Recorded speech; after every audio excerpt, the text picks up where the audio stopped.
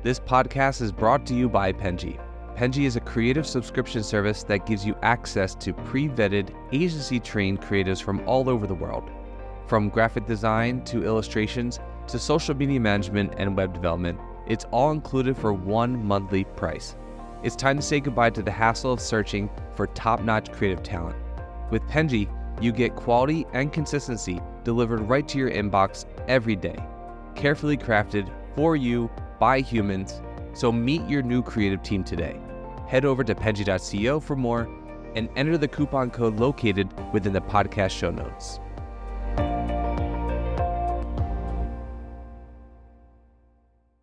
Okay, hello everybody. Welcome to #ad.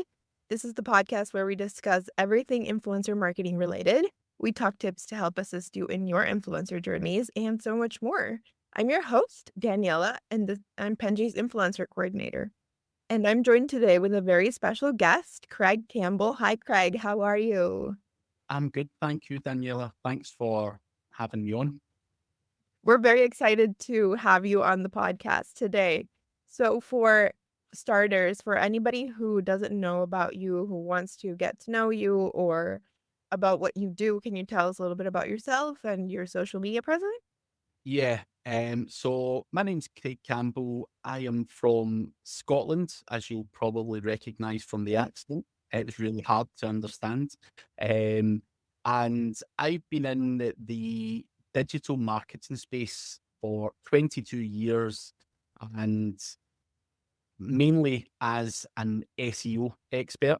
But in recent years, I've kind of built a personal brand and built a YouTube channel and done various other things because just things evolve and and obviously building a personal brand, got to do stuff in social media and speaking at conferences and everything else followed on from that. So I kind of do that and I am an SEO at heart, but I utilize SEO for my own businesses now. I don't really do client work or anything like that. So I do a lot of training, consultancy, and just run my own online businesses. Okay. So you obviously focus mostly on SEO, right? What made you want to focus your digital marketing on SEO? I think we see a lot of people who do a lot of social media, mostly graphic design. I think has a really big video, short form video. They're very popular right now. Um, but I think we see a much smaller number of creators who focus on SEO. What made you want to focus on that part? Um, it was just timing, really.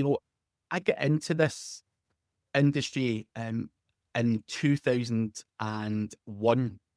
Um, and I didn't really set out to be an SEO as such. Actually set out to be a web designer, and I wasn't very good at it. Graphically, I found myself struggling to get my head around graphics and stuff, and I ended up moving over towards SEO because I just found it more comfortable for my personal skill level, and that side of things wasn't really big at the time. So I just went down a rabbit hole and then never really came back out of it.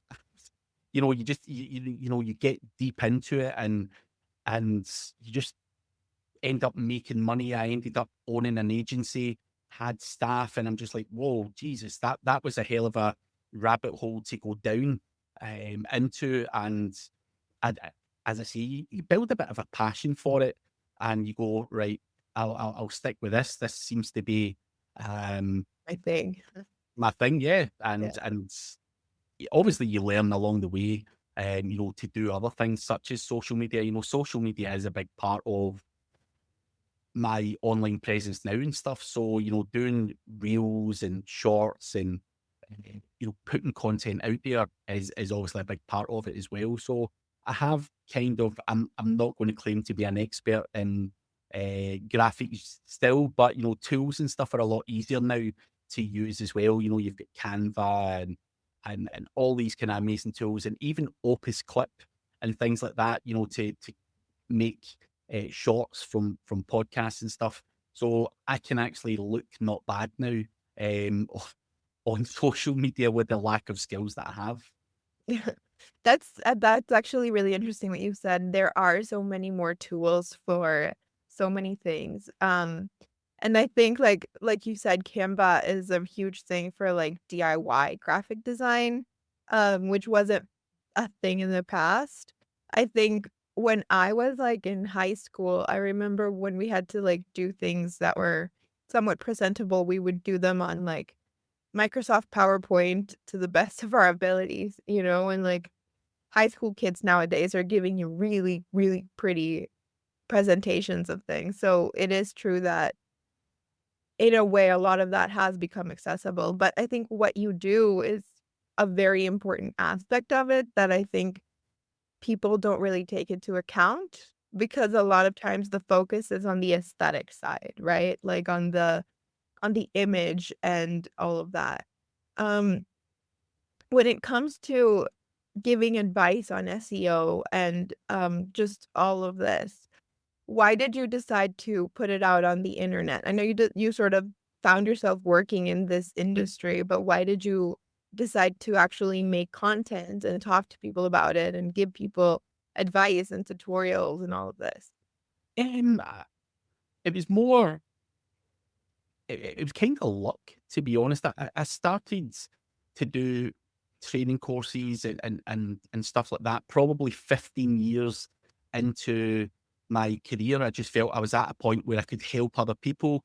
And from there, I found that I quite enjoyed the sense of giving back and helping others to get to where I got to quicker than I did, because I've made lots of mistakes. So I think in terms of talking and stuff like that, I initially started doing um, webinars with SEMrush uh, back uh, back in the day, and from that became opportunities to speak at industry conferences, and then COVID hit.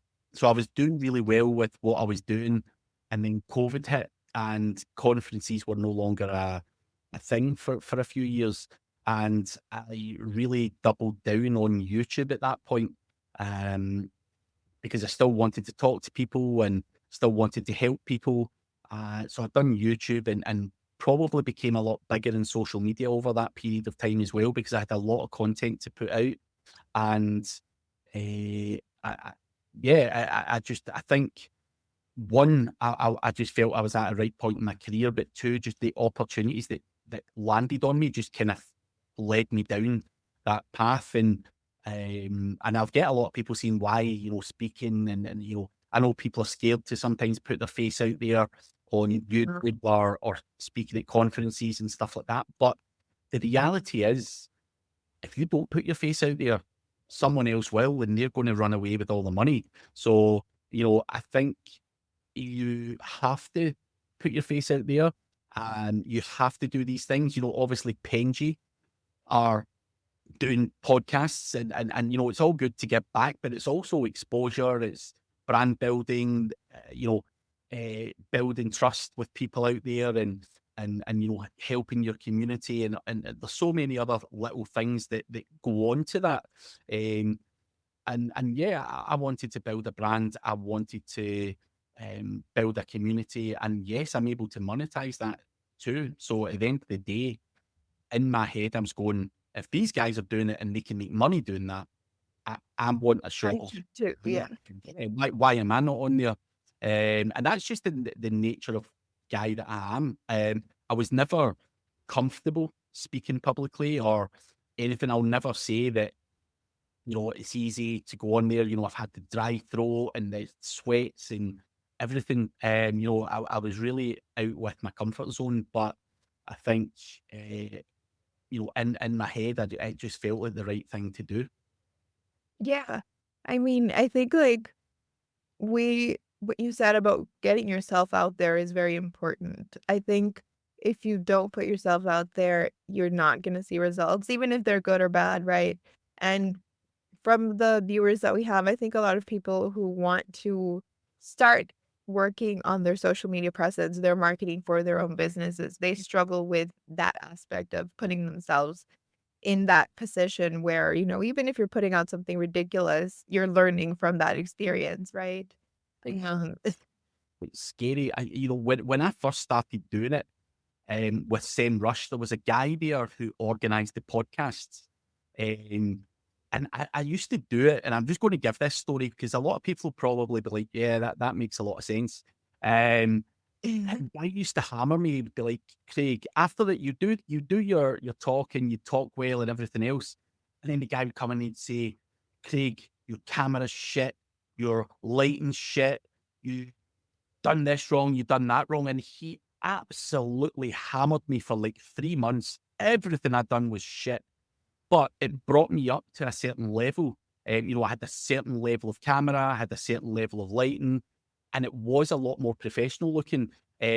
So at the start, I was just like, this guy is really fucking harsh. I, and all he really wanted to do was try and make me better. I'm sitting, with a crap light and no light, and it's, it looks like a silhouette sitting there. And when I look and think back, you're just like, what are you doing? So, I think these little pointers help you get better and better and better. And it does become easier to do it. And as I say, it's I'm here now, and I do lots of podcasts, lots of speaking events, and I needed to take the guidance of someone who was doing it on a regular basis, even though I didn't like what he was saying to me. It helped me massively. Yeah, and your channel is actually really, really famous. Like, you're not a small channel. Yeah. Because I think I've spoken to a lot of different people who have had very, like, very stable growth, small growth, people who are still in that process of growing through social media. How did you reach, or how did that happen where, your content sort of reached 1 million followers, which is like a huge number? Yeah, I think for me, when COVID hit, I gave away a free online course and I had 50,000 people sign up overnight. But part of that, I was trying to funnel people for the last part of the course over to my YouTube. So I was able to get decent traction. One, because it was COVID and people were hungry for information, but two, I utilized giving away a free course. And from there, I think, I think I've got 12 or 1300 videos on there. I do 2 live streams a week. I've got a live stream in like 45 minutes where we do Q&A sessions, and I've done a lot of paid ads and stuff like that as well to do it. So it certainly wasn't easy. I utilized, promoting me on other people's channels, as well. And why not? It's perfectly, if I want to be on Matt Diggity's channel, for example, can I have my ad on there? Of course I can. So when people are finished watching Matt Diggity, can they come over and learn something from me? Of course they can. And I think, leveraging all of that and actually spending time, effort, and money in terms of doing that was massive. And I think a lot of people say, that's ridiculous and all that kind of stuff. But if you really want to do it and do things on YouTube, you can get exponential growth, and you can utilize paid, as well as giving value away for free. And that is basically what I've done to get that level of growth. And I'll continue to do that. Now, I feel SEO is a very, very niche market.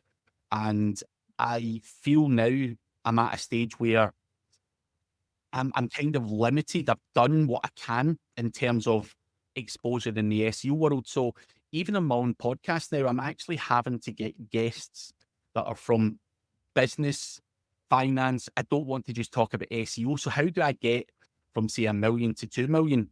I could wait another 40 years just talking about SEO, or I can get a broader audience, by talking about other things relating to marketing, including the business side of things, and stuff that people in marketing will enjoy. So I'm actually, broadening the audience slightly by having other guests on, not just specifically relating to SEO. And hopefully that gets me a bit more growth again. But you're always just thinking of ways and opportunities to grow that. And I think being able to achieve 1 million is a great feat in an SEO space. But how do I get to 2 million? And I think the only way I can really do that is broaden the horizons and get bigger and better guests on there. And I've actually got 2 really big guests lined up over the next few weeks. Like these guys are famous. So that's the next step for me. You've got to leverage other people's following and stuff like that to get growth, and you have to have good conversations with people. Everyone's doing podcasts, everyone's doing YouTube. How do you differentiate yourself from the rest? You have to do something different. You have to stand out from the crowd, whether that be asking better questions, being funnier, being controversial, whatever. You just have to add something else into the mix. It's interesting because what you said about sort of branching out of SEO is very interesting. It's very similar to Penji's journey, where we obviously, what we do is graphic design. We're graphic designers and we can do all kinds of graphic design, right? But we don't do SEO. We don't do video. We focus strictly on the graphic design aspect. And like you said, whilst that is great, we also want to branch out and talk about other things. And when a person comes looking for help with something like that, they probably need help with the other things, right? So for the most part, I assume that most people that want your advice on SEO also want to learn about graphic design, or people who need graphic design probably also need help with SEO. So being able to offer something that is not just your specific niche is going to give great value to a customer. Yeah, exactly. That's the way I see it. Web design, graphic design, social media, email marketing, pay per click, all of these things go hand in hand. If you want one, you're going to have a need for the other at some point in the near future. And I think, from a Penji perspective, it'd be crazy just to talk about graphic design all of the time. The same way I've had every SEO person on the planet on my podcast stuff, and I'm just like, I can't be bothered talking about SEO anymore. There is more to life than SEO. The business side of things, or financial side of things, or the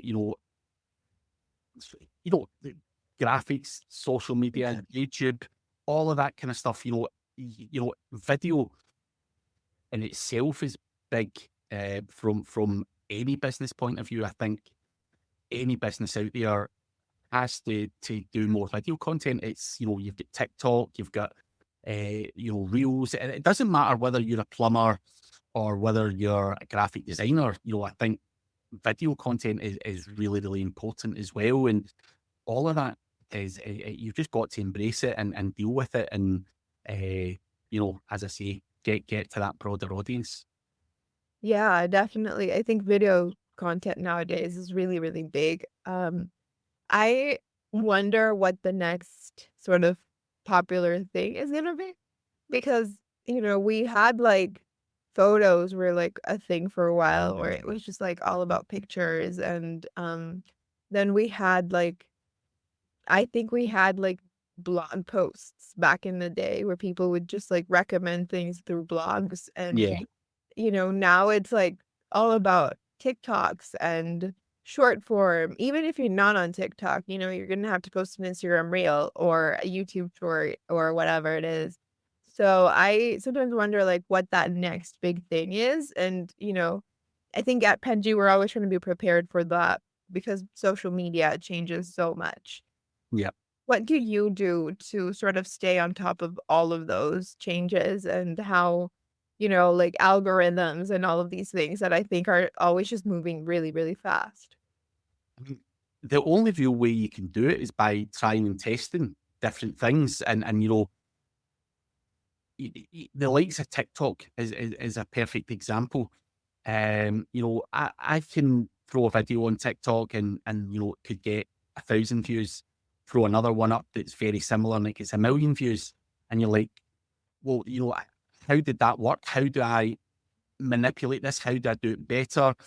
And unless you do stuff and test and try different things, you'll never really know the kind of answer to exactly what is working without trying and testing things. So I'm always one of those guys that try and test things, and people will tell you, you know engagement is obviously for YouTube, for TikTok and whatever. That initial engagement is going to get you more engagement because it's shown to a wider audience, the more popular it seems. Uh, so what can you do to kind of manipulate that stuff? And that's down to me to one, try and test, but there's people out there telling you what to do. The information is actually out there.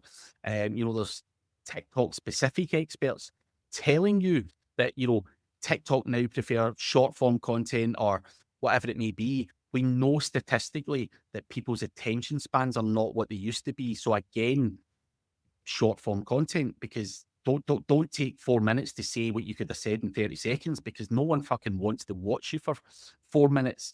And let's be honest. And that is essentially all of that information is out there, and you've just got to read in the right places, network with people, talk to industry peers. I go to a lot of conferences and speak, but I do network with a lot of people, and I'll take time out. If I'm not so hot on a specific topic, I'll go and find a guy or girl who is a TikTok superstar who knows the ins and outs of it, and I'll try and network with them and schmooze them to get what I can from them. And I think you always have to be learning, always have to be up to speed, always have to be testing if you want to stay somewhat, Yeah. ahead of the curve, because you have to be. Like you say, things develop, things change every other month, really, if not more frequently. Yeah, they change all the time. It's hard to keep up. Sometimes it's like, well, when did this become a thing? I mean, even as just like a normal social media user, like for your own personal socials, I think sometimes I'm like blindsided by like, oh, this is a new feature. I had no idea. Like Yeah. the other day, I saw my friend post it on Instagram, but it was like a close friends post. And I was Mm. like, I didn't know you could do that. I knew you had close friends Instagram stories, but I didn't know you had close friend posts now. Yeah. Like, and I was just like, "Oh, apparently it's this new thing that they added," and I had no clue that they did.